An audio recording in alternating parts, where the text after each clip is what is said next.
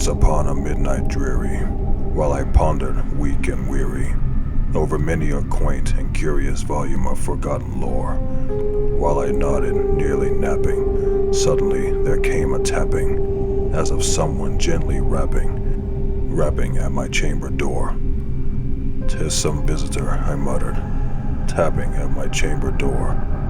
Only this, and nothing more. Ah, distinctly, I remember. It was in the bleak December, and each dying ember wrought its ghost upon the floor. Eagerly I wished the morrow, vainly I had sought to borrow from my books surcease of sorrow, sorrow for the lost Lenore, for the rare and radiant maiden whom the angels name Lenore, nameless here forevermore.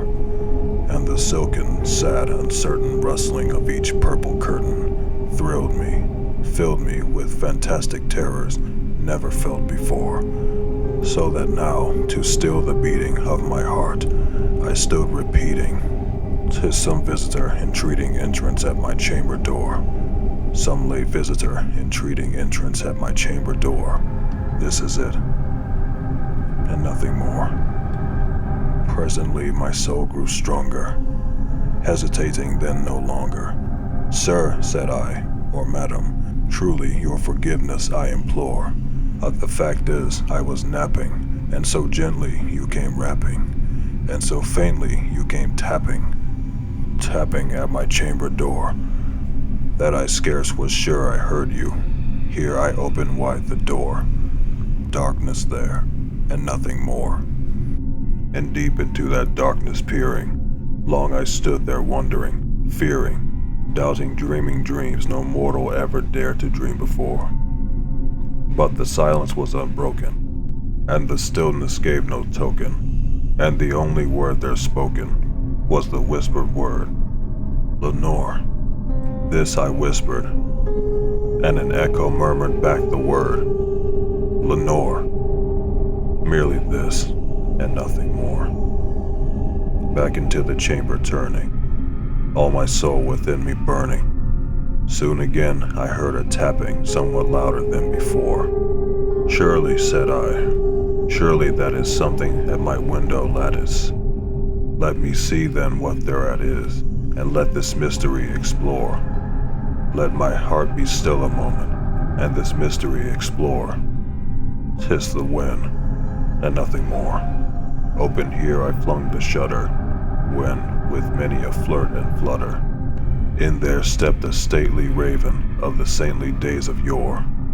Not the least obeisance made he, not a minute stopped or stayed he, but with mien of lord or lady, perched above my chamber door, perched upon a bust of Pallas, just above my chamber door, perched and sat, and nothing more.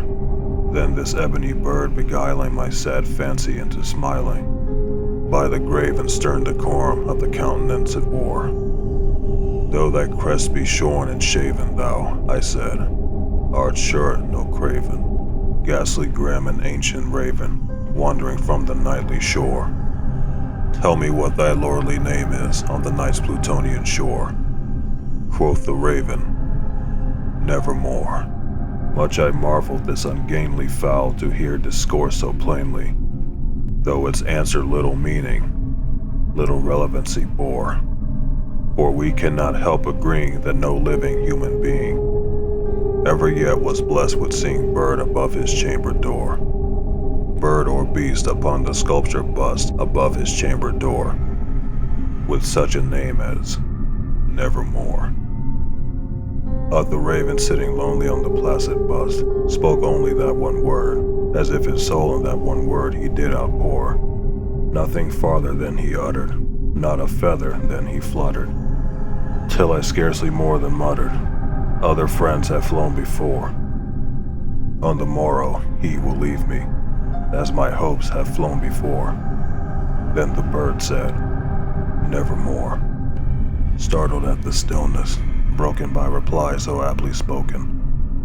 "Doubtless," said I, "what it utters is its only stock and store, caught from some unhappy master, whom unmerciful disaster followed fast and followed faster, till the dirges of his hope the melancholy burden bore, of never, nevermore.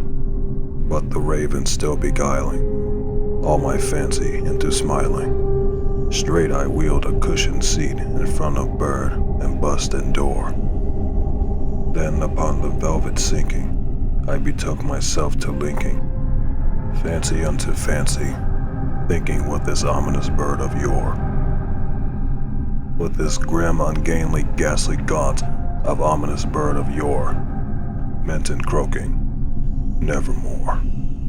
This I sat engaged in guessing, but no syllable expressing, to the fowl whose fiery eyes now burned into my bosom's core. And this and more I sat divining, with my head at ease reclining, on the cushion's velvet lining that the lamplight gloated over, but whose velvet violet lining, with the lamplight gloating over, she shall press, nevermore. Then methought the air grew denser, perfumed from an unseen censer, swung by seraphim whose footfalls tinkered on the tufted floor. Wretch, I cried, thy God hath lent thee, by these angels he hath sent thee, respite, respite and nepenthe from thy memories of Lenore. Quaff, oh quaff this kind nepenthe, and forget this lost Lenore. Quoth the raven, nevermore. Prophet, said I, thing of evil, prophet still, if bird or devil, whether tempter sent, or whether tempest tossed thee here ashore, desolate, yet all undaunted, on this desert land enchanted, on this home by horror haunted, tell me truly, I implore, is there balm in Gilead? Tell me, I implore. Quoth the raven, nevermore. Prophet, said I, thing of evil, by that heaven that bends above us, by that God we both adore, tell this soul with sorrow laden, if within the distant Aidenn, it shall clasp a sainted maiden, whom the angels name Lenore. Clasp a rare and radiant maiden, whom the angels name Lenore. Quoth the raven, nevermore.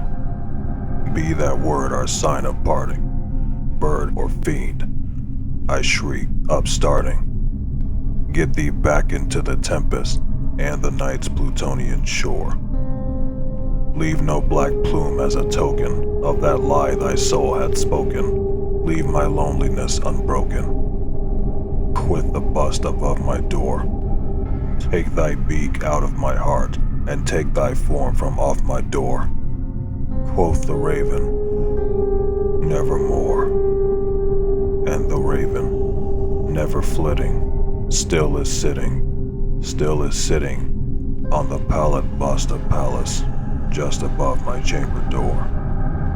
And his eyes have all the seeming of a demon's that is dreaming, and the lamplight over him streaming throws his shadow on the floor. And my soul from out that shadow that lies floating on the floor shall be lifted nevermore.